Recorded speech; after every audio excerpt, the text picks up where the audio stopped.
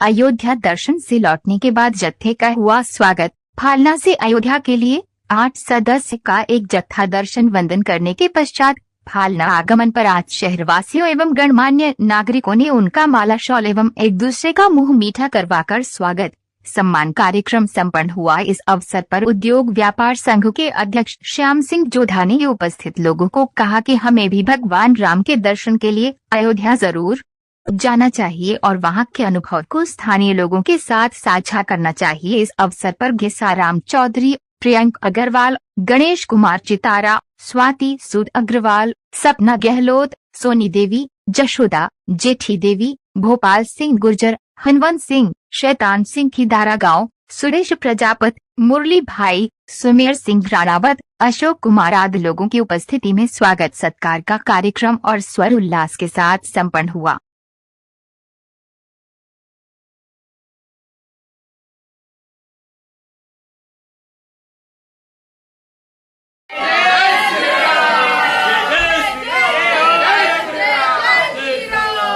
अयोध्या वालों की जय हो। आपकी यात्रा पूर्ण होने के लिए जय हो।